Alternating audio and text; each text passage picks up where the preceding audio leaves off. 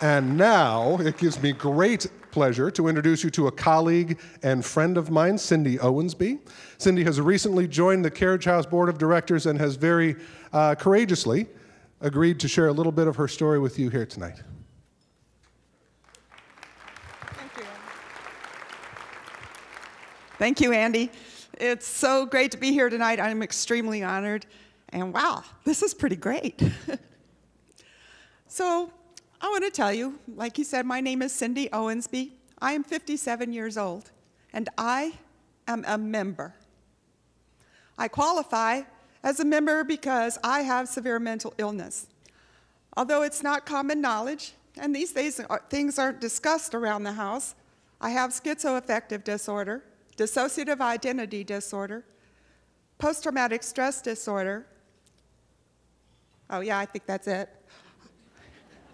However, if you were to see me on the street, you wouldn't have a clue. On a daily basis, I have learned to live with anxiety, depression, and 24-hour auditory hallucinations. Sometimes people ask me what my hallucinations are like, and I can only identify it like being in the Best Buy store with all the televisions and the radios turned on different channels and their volumes turned all the way up, all the time. This has become normal for me, and most of the time I can move past it and deal with my current environment. Sudden changes or shifts in the pattern can take me a little while to get used to.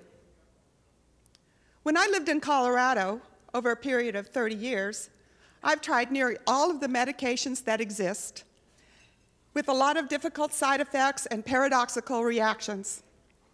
I've been hospitalized in psychiatric hospitals about 10 times that I can remember. I've attempted suicide 5 times, undergone 12 ECT treatments, also known as shock treatments, and I have even endured an amateur exorcism, which was not my idea.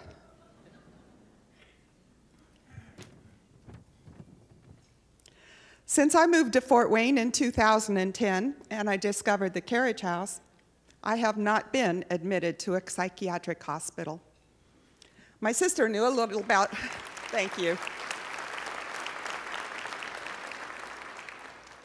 My sister knew a little about the Carriage House and told me when I moved here, but it took me several months to get enough courage to walk up to the front door and start asking questions. And I asked a lot of questions.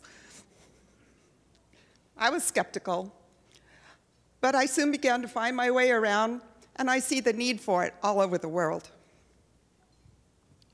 In our society, we talk about work a lot. It's a way that we initiate conversations and relationships. We ask people, what do you do? And when you're disabled, the answer is a big, I'm on disability. And then they kind of look at you crooked and you anticipate the next question, for mental illness. Because of stigma and society's irrational fears, the whole tone of the conversation changes. It's colored by prejudice and misinformation. Some people respond with embarrassment or fear, or they detach and dismiss.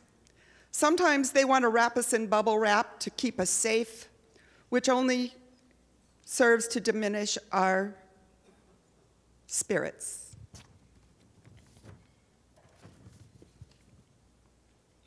I've lost track of all of the jobs I've had in my life, and at one point I even owned my own business. I can get a job very easily. I get hired very quickly, and I start out strong and fantastic. I am organized, logical, and a real go-getter.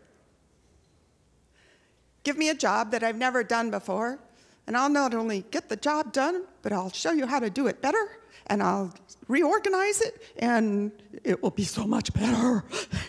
But after about 3 months, my stamina weakens, and employers can only forgive to a point. Turns out, though, Carriage House is not my job. It's my safe place. I still work when I'm there, because it's a place to work. And my skills have merit, but it's okay if I get a little overwhelmed and have to take a break. There's more than just work to do, though. There are resources and friendships. A staff person helped me get my Indiana driver's license, and another one helped me move twice. Poor Mike Shorter still cringes when he knows about those 2 cabinets that I had. Members and staff have accompanied me to the emergency room and visited me in the hospital when I've been ill. I like to say that for the first time in my life, I have people. Not just family, but people, friends. It seems that I have found my niche in the house by attending the Speakers Bureau and going out into the community, educating about stigma, bias, and prejudice, and advocating for the clubhouse.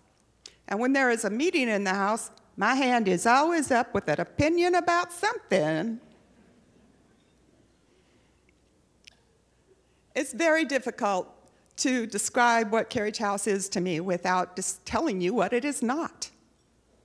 I am not trapped in a system or protocol. I'm part of a global community with an equal voice. I am not a number or a file record. I am a whole individual human being. I am not the next on the appointment list. I am welcome no matter what time I show up. I am not someone's work, job, or burden. I work with other members for a common goal. I am not treated. I am cared about, loved, and respected. I am not dependent. I live alone, and I have many people now dependent on me. I am not forced. I can make decisions about what works for me, what time I show up and leave, what is working and what isn't working. I'm not just one of many. I am the only one that matters at that moment. I am not limited by the fears of others. I am encouraged to reach for my full potential. I am not a patient. I am a valuable participant. I am a member.